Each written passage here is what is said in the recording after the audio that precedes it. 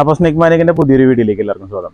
ഞാൻ നിൽക്കുന്നത് നമ്മുടെ തൃശ്ശൂർ സ്ഥലത്തിന്റെ പേരുന്നായിരുന്നു അയ്യരികുന്ന് അല്ലേ? അയ്യരികുന്ന് നമ്മുടെ മണ്ണുത്തി നിന്ന് കുറച്ച് ഉള്ളിലോട്ട് വരുന്നത് പട്ടാളക്കുന്ന് നടത്തറ റൂട്ടിൽ നിന്ന് ലെഫ്റ്റ് തിരിഞ്ഞിട്ടുള്ള അയ്യരികുന്ന് അമ്പലത്തിന്റെ അടുത്ത് അല്ല അങ്ങനെയല്ല പറയുന്നത്. അപ്പോൾ ഇവിടെ എന്താണെന്ന് വെച്ച് കഴിഞ്ഞാൽ നമുക്ക് ഗ്രൂപ്പിൽ നമ്മുടെ ഇവിടുത്തെ മണക്കത്തറുള്ള ഒരു നമ്മുടെ റെസ്ക്യൂ വളണ്ടിയർ ഗ്രൂപ്പിൽ മെസ്സേജ് ഇട്ടിട്ടുണ്ടായിരുന്നു. ഒരു പാമ്പിനെ ഇവിടെ എടുത്തിട്ടുണ്ടെന്നുണ്ട്. അപ്പോൾ പിടിച്ച് ഒരു കവറിലാക്കി എന്നാണ് പറഞ്ഞത്.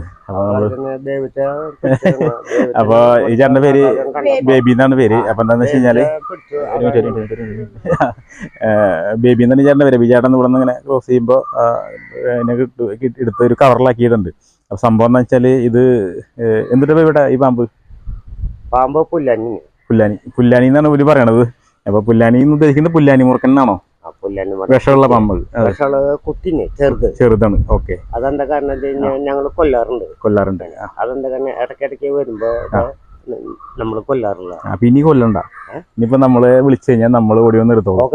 ഇനി ഈ പാമ്പ് എന്ന് പറയുന്നത് പുല്ലാനി അല്ല, ഇത് എഴുത്താണി ചുരുട്ട എന്ന് പറയുന്നത്. നമ്മുടെ ഇംഗ്ലീഷിൽ പറയുകയാണെന്നുണ്ടെങ്കിൽ ബ്ലാക്ക് കഡഡ് സ്നേക്ക് എന്നാണ് പറയാ. ഡംറിൽസ് ബ്ലാക്ക് കഡഡ് സ്നേക്ക്. അത് എഴുത്താണി ചുരുട്ട. ഇതിന്റെ സെയിം ഇതേപോലെ തല കറുത്തിട്ട് ശരീരം ഇതുപോലെ ഒരു തവിട് കളറായിട്ടുള്ളൊരു വേറൊരു പാമ്പുണ്ട്. അത് വിഷമുള്ള പാമ്പാണ്. അത് സ്ലെൻഡർ കോറൽ സ്നേക്ക് എന്നാണ് പറയാ. അപ്പം അതിൻ്റെ ചിത്രം നിങ്ങൾക്ക് ഇവിടെ കാണാം. അപ്പോൾ ഈ ഒരു പാമ്പ് എന്ന് പറയുന്നത് അതിനോട് മിമിക് ചെയ്യുന്ന അല്ലെങ്കിൽ അതിനോട് കറക്റ്റ് അതേപോലെ തോന്നുന്ന വേറൊരു പാമ്പാണ്. അത് എഴുത്താണി ചുരുട്ട എന്നാണ് പറയുക. ബ്ലാക്ക് കഡഡ് സ്നേക്ക് എന്നാണ് പറയുക. ഒട്ടും വിഷമില്ലാത്തൊരു പാമ്പാണ്. വേറെ ആർക്കും ഒരു ഉപദ്രവമില്ല.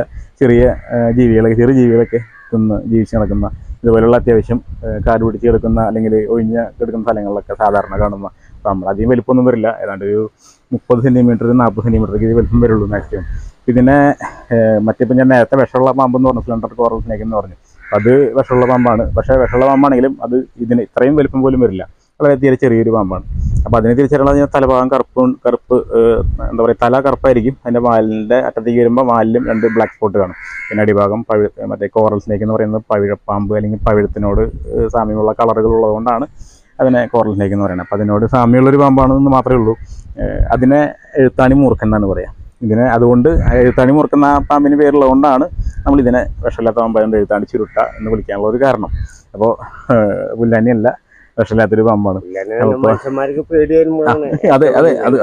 അതുകൊണ്ടാണ് ഞാനിപ്പോ പറയാനുള്ളൊരു കാരണം.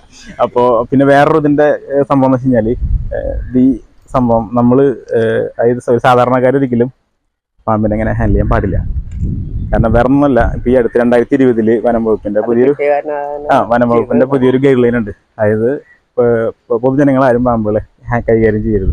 കൈകാര്യം ചെയ്താലുണ്ടാവുന്നതെന്ന് വെച്ചാൽ പ്രശ്നമാണ്. അത് നിയമ നടപടികൾ സ്വീകരിക്കാനുള്ള അത് സംഭവം ഞാൻ മുഴുവിക്കട്ടെ.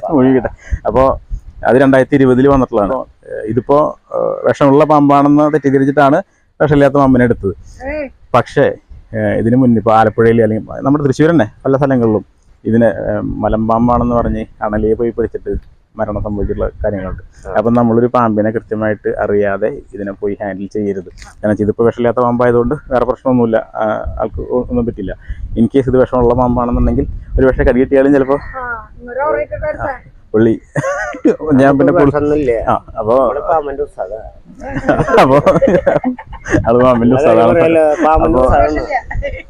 ഇങ്ങനെയുള്ള കുറെ ആളുകൾ നമ്മുടെ കൂട്ടത്തിലുണ്ട് എന്ന് മനസ്സിലാക്കുക. അപ്പൊ എന്താണെന്ന് വെച്ചാൽ ഇത് ഇപ്പൊ ആളെ കുറ്റം പറഞ്ഞിട്ട് കാര്യമൊന്നുമില്ല. എന്ന് വെച്ചാൽ ചെറുപ്പം തൊട്ട് അങ്ങനെ ഒരു ക്യാരക്ടർ ആയിരിക്കാം. എന്റെ ചെറുപ്പത്തിലും ഞാനിതുപോലെ ഒരു പാമ്പിനും ഏതാണ്ട് തിരിച്ചറിയാതെ ഞാൻ പോയിട്ട് അതിനെ ഓടിപ്പോയി കളിക്കണ്ടായിരുന്നു. അന്ന് എന്റെ ഫാദർ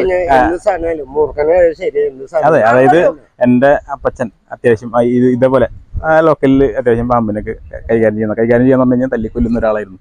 അവിടെ നിന്നാണ് ഞാനിപ്പോ ഞാൻ ഇതിനെ പ്രൊട്ടക്ട് ചെയ്യുന്ന ഒരാളായിട്ട് വന്ന് നിൽക്കണേ.